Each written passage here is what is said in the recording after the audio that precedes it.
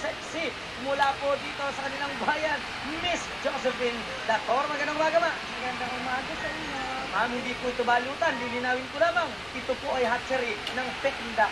So, ano po ang ginagawa nitong inyong trabahador na gwapong-gwapo naman? Si Ben, yan. Ililipat niya yung galing kanina sa farm na mga itlog, diba, na hinarvest natin. Dadali na yan dito ngayon. Ang ginagawa nitong si Makabe ng aming nag-hatch ng aming mga itlog ng Peking duck. Ayan. Pinaprocess niya na ngayon. Nilalagay niya yung mga itlog na sariwa dito sa ating lalagyan. Dito sa tuong ang tawag dito. Oo, tuong headway. Ngayon, dito ngayon ilalagay yung mga sariwang itlog at ipaprocess niya ngayon para mapisa. So, yan po ay pinapatungan pala o nilalagyan po nung sinangag na palay.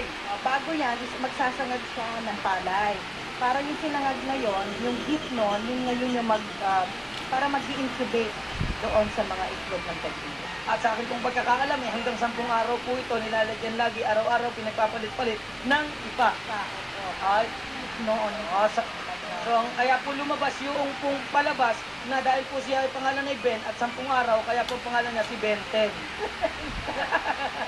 At siyempre po, pagkatapos po ng 10 araw, iyan po, iaalisan na daw po ng sinaging. Hindi na magsasangag, pero papatungan na lamang ng pangkaraniwang mga palay. At pagkatapos naman po ng 5 araw, yan na po ay ayos na. At ililipat naman po dito sa bagong kama. O, banig lang po pala. Kaya dyan ngayon ilalatag lahat ng mga na-incubate na mga itlog. Tapos aantay na lang natin siya dyan na mga ilang araw pa. Siguro pagka mainit, mga 5 days lang. Pwede na.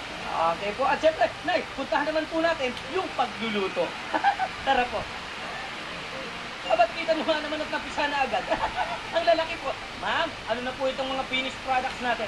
Yan. Ito ang ating pinagmamalaki, ang ating itlog na maalat. Kung mapapansin niyo, wala siyang kulay. Hindi na kami nagkukulay ng pula. Ayan. Makikita niyo lang yung sticker na Mr. Dan. Wow. Ito ang ating balot. Pagkatapos, itong ating leche flan, nagawa din siya sa itlog ng itik. Bihira na kasi ngayon yung nagluluto ng ano. Ito ang ating puto, na ginamit yung mga ating salted eggs siyang binudbod sa taas.